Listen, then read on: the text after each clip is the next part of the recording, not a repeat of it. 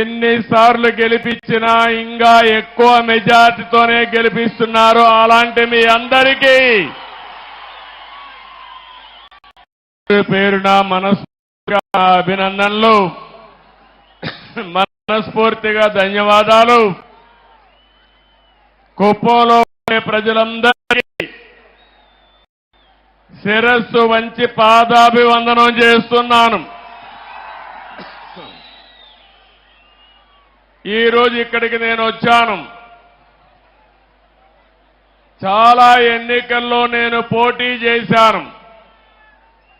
ఇది 9వ ఎమ్మెల్యే అయ్యాను. 9 సార్లు ఎమ్మెల్యే అయితే 8 సార్లు మన కుప్పం నుంచే ఎమ్మెల్యే అయ్యాను. తిరుగులేని మెజార్టీతో గెలిపించారు మీరు. నా మీద ఒక విశ్వాసం పెట్టుకున్నారు. నేను వచ్చినా రాకపోయినా ఎన్నికల్లో మేము అండగా ఉంటామని మీ నిజాయితీ నిరూపించారు. నాకు మళ్లీ జన్మ అనేది ఉంటే కుప్పం ముద్దు బిడ్డగానే పుడతాను. మీ సేవ కోసమే ఉంటాను. అలాంటి అరుదైన అనుభవం ఈ నియోజకవర్గం. ఈసారి ఎన్నికలు జరిగాయి. 164 మంది ఎమ్మెల్యేలు గెలిపించారు. వైఎస్ఆర్ కాంగ్రెస్ పార్టీని చిత్తుగా ఓడించారు. 11 సీట్లే గెలిచారు. అంటే ప్రజాస్వామ్యంలో ఎవరైనా సరే విర్రవీగితే ఇదే గతి పడుతుందని ప్రజలు నిరూపించారని చెప్పి నేను మీ అందరికీ తెలియజేస్తున్నా. ఎట్టు చేద్దాం? కాసేపు వెయిట్ చేద్దామా?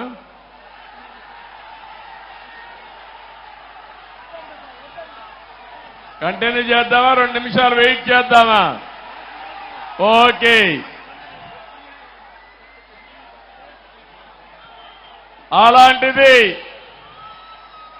మొన్న జరిగిన ఎన్నికల్లో ఒక హిస్టారికల్ ఎన్నికలు జరిగాయి. మన చిత్తూరు పార్లమెంటు చూస్తే 7 అసెంబ్లీలకు 7 గెలిపించి తిరుగులేని మెజారిటీ ఇచ్చారు మీరందరూ. రాష్ట్రంలో 25 పార్లమెంట్లో 20 పార్లమెంట్లో 7కు 7 గెలిపించారంటే ఇది ఒక చరిత్ర. 25 పార్లమెంట్లకి 21 పార్లమెంట్లు గెలిపించారు. ఈరోజు మీరందరూ ఒకసారి ఆలోచిస్తే ఈ యొక్క వైఎస్ఆర్ కాంగ్రెస్ పార్టీ ఒక అరాచక పార్టీ. అలాంటి పార్టీని ఇంటికి పంపించడానికి తెలుగుదేశం, జనసేన, బీజేపీ జట్టు కట్టాం. 4 పార్టీలు కలిసి పోరాడాం. ఎన్డీఏలో భాగస్వాములయ్యాం. అందుకే ఈ ఎన్నిక ఒక హిస్టారికల్ ఎన్నిక అని చెప్పి కూడా నేను మీకు తెలియజేస్తున్నా. ఇంకో పక్క ఈ ఎన్నిక ద్వారా రాష్ట్ర ప్రజల యొక్క భవిష్యత్తుని తీరగా రాయబోతున్నామని మరొక్కసారి మీకు విజ్ఞప్తి చేస్తున్నాను. ఎప్పుడు కూడా నా రాజకీయానికి కుప్పం నియోజకవర్గం ఒక ప్రయోగశాల. ఇక్కడ మొట్టమొదటి ఒక కార్యక్రమాన్ని ప్రారంభించి ఆ రోజు సమైక్య ఆంధ్రప్రదేశ్లో, తర్వాత నవ్య ఆంధ్రప్రదేశ్లో అమలు చేశాం. ఈ రోజు కూడా మళ్ళీ మీ అందరికీ హామీ ఇస్తున్నా.